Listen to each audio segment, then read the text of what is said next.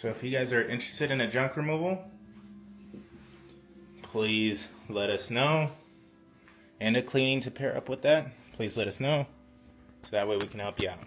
Every time I think I've seen the worst of it, a video like this shows up and just proves me wrong.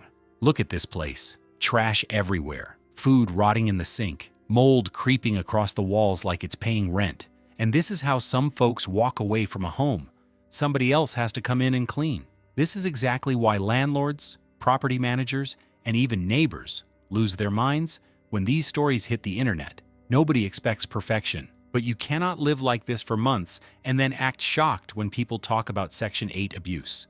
Every time a house gets destroyed like this, the next hardworking family, the ones who desperately need a clean, safe place to live, end up paying the price. If someone leaves a home in this condition, should the system protect them or protect the next family waiting years for a safe place? Which one matters more, second chances or accountability? Drop your answer below. I want your honest take. What I'm about to tell you will ruin somebody's life, so please use this cautiously. If you have a bad tenant, specifically Section 8, and you want to put them out on the street, you have two remedies. Method number one, an eviction. If you evict a Section 8 tenant, they are permanently banned from the Section 8 program for the rest of their life. And that's a federal program. So once they ban that social security number, they can never get affordable or free housing anywhere in the country ever again. And the most sinister part about this also includes their descendants. So if they have kids, they will never be eligible for the Section 8 program either. Method number two, you can file a judgment against them in small claims court. Granted, most Section 8 tenants are poor and they'll never be able to pay that judgment, but if they ever go to buy a house or anything where they're going to check recorded deeds or judgments against them, it will prevent them from ever buying an asset again.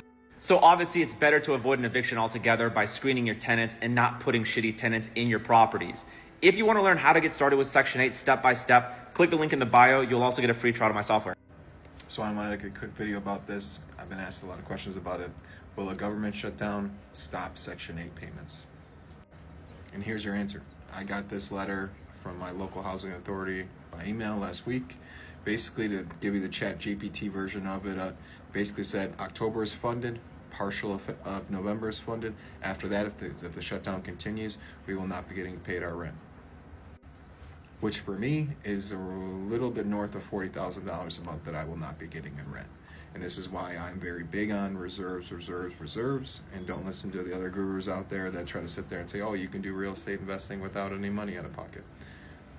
That's not true, because the 5% a month that you're going to set aside for vacancy or whatever numbers you had in your head, that's not going to be able to make up for your whole mortgage payment. The bank don't care there's a shutdown. They're still going to want their money on the first. So now the basically most surefire thing in real estate being Section 8 rent being guaranteed, that's the most guaranteed thing in real estate.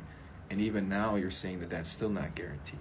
So reserves. You should not be investing if you don't have any money in the bank. I think it's a horrible idea. It's an easy way to get a foreclosure on your record. Don't do it. Man, this right here is exactly why Section 8 is turning into a battlefield for both sides. Everybody assumes the landlords are swimming in guaranteed money, but this dude just laid it out plain. Even the safest income stream in real estate can disappear the second Washington can't get its act together. $40,000 in rent, gone overnight. While the bank still expects their payment on the first, like nothing happened. It's a reminder that the entire Section 8 system is fragile. Renters depend on it to survive. Landlords depend on it to stay afloat, and both get crushed when the politics explode.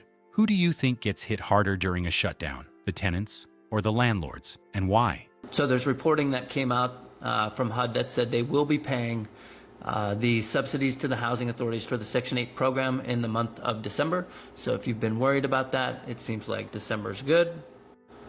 There's additional reporting coming out today saying that the government shutdown may have a deal in place. We'll see. Never trust a politician, right? But we'll see. And then I'm getting a lot of comments in my comment section asking questions related to Project 2025. So I'm going to try and take a dive into 2025 and see what it says relates to HUD and what that could mean for voucher programs and affordable housing moving forward. My gut reaction is it's not going away, but I'll tell you what I think. Are you on Section 8, receive housing or rental assistance, live in public housing, or housing for the elderly and disabled? Does your community receive funding from HUD for community projects and development? Are you homeless and receive assistance through different organizations in your community that receive funds to help individuals with housing and homelessness? This video is for you. As we know, Trump instructed Congress as part of this budget bill to make $32.9 billion in cuts for funding for HUD. Just in the funding for HUD. That funding includes everyone I just listed. Let's dig into this and I'll share some of the main cuts that will be occurring. The plan includes a $26.7 billion cut to federal rental aid, which is 43% of all federal rental aid that they have been giving. That's how much is going to be cut, and that includes every population I just noted. According to NPR, this would essentially end all Section 8 programs as well as other housing voucher programs. So what does this mean and what would happen?